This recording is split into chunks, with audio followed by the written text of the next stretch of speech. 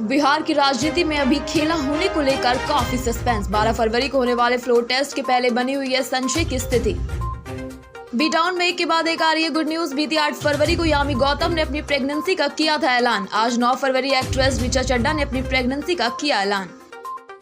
भारतीय cricket team को England के खिलाफ तीसरे टेस्ट मैच से पहले लग सकता है झटका। टीम के मिडिल ऑर्डर बल्लेबाज श्रेयस अय्यर सीरीज के बाकी बचे तीनों टेस्ट से हो सकते हैं बाहर। अमिताभ बच्चन शुक्रवार 9 फरवरी को एक बार फिर पहुंचे अयोध्या, जहां उन्होंने राम मंदिर का किया दौरा। झारखंड में नई सरकार बनते ही सीएम चंपई सोरेन ने लिया एक बड़ा फैसला। झारखंड में अब लोगों को हर महीने 125 यूनिट बिजली मिलेगी मुफ्त। राष्ट्रीय लोकदल प्रमुख जयंत चौधरी ने महान किसान नेता पूर्व पीएम चौधरी चरण सिंह को भारत रत्न दिए जाने की घोषणा के बाद कही बड़ी बात। चौधरी चरण सिंह को भारत रत्न दिए जाने की घोषणा और रालोद के जयंत चौधरी के बीजेपी के साथ आने की चर्चाओं के बीच अखिलेश यादव ने दी अपनी प्रतिक्रिया। राजस्थान में नई सरकार आने के बाद तबादलों का सिलसिला हो गया शुरू। अब पुलिस विभाग में 20 एडिशनल एसपी के किए गए ट्रांसफर। दाएं हाथ के ओपनर पृथ्वी शॉ ने रणजी ट्रॉफी 2024 में छत्तीसगढ़ के खिलाफ जड़ा शानदार शतक। नरेंद्र मोदी सरकार ने आज 2 पूर्व पीएम चरण सिंह और नरसिम्हा राव को भी भारत रत्न देने का किया ऐलान। पाकिस्तान में आम चुनाव के लिए मतदान खत्म होने के बाद बहुप्रतीक्षित अनौपचारिक और अपुष्ट नतीजे आने हो गए हैं शुरू। Land for job scam case में राबड़ी देवी और बेटी मीसा भारती की पेशी। इससे पहले 29 जनवरी को ईडी ने पटना में ही आरजेडी अध्यक्ष लालू प्रसाद यादव से 10 घंटे और पूर्व डिप्टी सीएम तेजस्वी यादव से 30 जनवरी को 8 घंटे तक की थी पूछताछ। बीजेपी समय से पहले कर सकती है टिकट का ऐलान। फिल्म अभिनेत्री कंगना रनौत ने भी चुनाव लड़ने की इच्छा जताई है, लेकिन भाजपा उन्हें शायद हिमाचल से लड़ाएगी चुनाव। अरबाज खान की शादी के दौरान ही उनकी एक्स गर्लफ्रेंड जॉर्जिया एड्रियानी ने उनके साथ अपने ब्रेकअप के बारे में दुखड़ा रोया, जो अरबाज खान को बिल्कुल नहीं आया पसंद। हाल ही में एक्टर अपनी एक्स पर आग बबूला हुए और बोले कि वो 2 सालों से क्यों थी चुप। हेमंत सोरेन की जगह कुर्सी संभालते ही एक्शन में आए चंपई सोरेन। झारखंड वालों के लिए फ्री बिजली का लिया फैसला। मोदी सरकार के व्हाइट पेपर के जवाब में कांग्रेस का ब्लैक पेपर लगाया 10 साल अन्याय काल का आरोप। मोदी सरकार के 10 वर्षों के शासन ने देश की अर्थव्यवस्था को कर दिया तबाह। फ्लोर टेस्ट से पहले कांग्रेस के बाद अब भाजपा भी सतर्क। 10 और 11 फरवरी को बोधगया में रहेंगे सभी विधायक। दोनों ओर से तरह तरह के आ रहे हैं बयान और दावे। मां बनने जा रही है भोली पंजाबन ऋचा चड्ढा। प्रेगनेंसी का ऐलान कर फैंस को दिया बड़ा तोहफा। पति अली फजल संग किया प्रेगनेंसी का ऐलान, स्लैब्स दे रहे बधाई। हिजाब पर बैन लगाने की मांग को लेकर मुस्लिम समुदाय से ताल्लुक रखने वाली तंजिम मैरानी जयपुर में अपने पिता के साथ अनशन पर बैठी। लाल चौक पर तिरंगा फहराने वाली तंजिम हिजाब की खिलाफत कर रही है।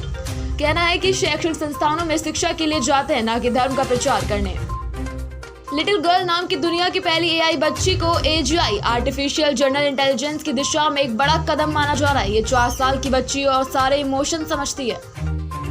राष्ट्रीय लोकदल नेता जयंत चौधरी के भारतीय जनता पार्टी नीत राष्ट्रीय जनतांत्रिक गठबंधन में शामिल होने की अटकलों के बीच सपा की तरफ से बड़ा बयान। प्रोफेसर रामगोपाल यादव ने कहा कि उनके एनडीए में शामिल होने से कोई फर्क नहीं पड़ता। पूर्व पार्षद अभिषेक घोषलाकर पर हमला करने वाले आरोपी की पहचान मॉरिस नोरानहा के रूप में हुई। इलाके के लोगों ने जानकारी दी कि दोनों के बीच इलाके की राजनीति पर दबदबा बनाने को लेकर अक्सर नोकझोंक होती रहती थी। उत्तराखंड के हल्द्वानी में अवैध मस्जिद और मजार को हटाने की कार्रवाई को लेकर भड़की हिंसा के बाद पूरे इलाके में कर्फ्यू लगा। इंटरनेट सेवा को बंद कर दिया गया और स्कूल कॉलेज भी आज नहीं खुलेंगे। इस हिंसा में अब तक 4 लोगों की मौत जबकि 100 से ज्यादा पुलिसकर्मी घायल।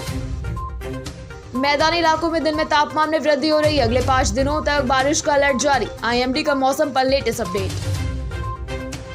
एप्पल के पहले mixed reality headset vision pro को हाल ही में उपलब्ध कराया गया और अब फोल्डेबल आईफोन को लेकर चर्चाएं तेज है। टेक दिग्गज एप्पल के द्वारा कम से कम 2 आईफोन प्रोटोटाइप डेवलप किए जा रहे हैं। केंद्रीय मंत्री गिरिराज सिंह ने महागठबंधन पर जमकर निशाना साधा। बिहार में खेला होने के आरजेडी के दावे पर बरसे गिरिराज सिंह। उन्होंने कहा कि जो लोग कह रहे हैं कि बिहार में खेला होगा, उन्हें पता नहीं कि बिहार में जो खेल होना था वो तो हो गया। 15 फरवरी से राजकोट में होगा भारतीय बनाम इंग्लैंड का तीसरा टेस्ट मैच। केएल राहुल और रविंद्र जडेजा के बाद श्रेयस अय्यर हुए चोटिल। आम चुनाव में आतंकी हाफिज सईद को लगा तगड़ा झटका। बेटे को मिली करारी शिकस्त। हाफिज सईद के बेटे तलहा सईद का चुनाव में बहुत हुआ बुरा हाल। माफिया अतीक अहमद के अवैध साम्राज्य पर योगी सरकार कस रही लगातार शिकंजा। यूपी पुलिस ने ग्रेटर नोएडा में बनी माफिया अतीक अहमद की आलिशान कोठी मन्नत को किया कुर्क। बॉबी देओल की सुपरहिट वेब सीरीज आश्रम के चाहने वालों के लिए गुड न्यूज। लगातार 3 सीजन देकर दर्शकों को मनोरंजन करने वाले प्रकाश झा जल्दी निराला बाबा की पोल खोलते हुए आएंगे नजर। केंद्र सरकार कल दोनों सदनों में राम मंदिर पर कराएगी चर्चा। संसद में सीधे राम मंदिर पर चर्चा नहीं हो सकती, इसलिए इसके लिए लाएगी बिल। प्रधानमंत्री मोदी सरकार 5 भारत रत्न पुरस्कारों के कर चुकी है ऐलान। इसमें अवार्ड पाने वाली 4 शख्सियत राजनीति से जुड़ी, जबकि 1 शख्सियत कृषि वैज्ञानिक। ईडी पूर्व सीएम हेमंत सोरेन से पूछताछ के दौरान ईडी को एक व्हाट्सएप चैट लगा हाथ, और ये चैट किसी और का नहीं बल्कि विनोद कुमार सिंह के मोबाइल से हुआ बरामद। हल्द्वानी उपद्रव पर उत्तराखंड की धामी सरकार लगातार रख रही नजर। उत्तराखंड की मुख्य सचिव राधा रतूड़ी ने हल्द्वानी घटनास्थल वन भुलापुरा का किया दौरा। मायावती ने बसपा संस्थापक काशीराम को भारत रत्न देने की मांग। मायावती ने कहा कि दलित हस्तियों का सरकार तिरस्कार न करे।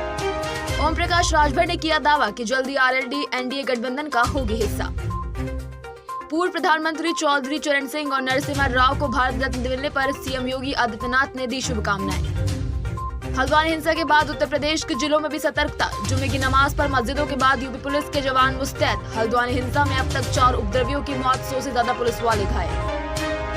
ज्ञानवापी के तहखाने में पूजा शुरू किए जाने के खिलाफ कोलकाता में आक्रोश। जमाते उलमा के नेता सदीकुल्ला ने कहा कि मुख्यमंत्री योगी आदित्यनाथ अगर कोलकाता आएंगे तो उनका किया जाएगा घेराव। उत्तर भारत के सबसे बड़े कृषि मेला की झांसी में हो गई शुरुआत। झांसी स्थित रानी लक्ष्मीबाई केंद्रीय कृषि विश्वविद्यालय में कृषि मेला की शुरुआत यूपी सरकार के कृषि मंत्री सूर्य प्रताप शाही द्वारा की गई।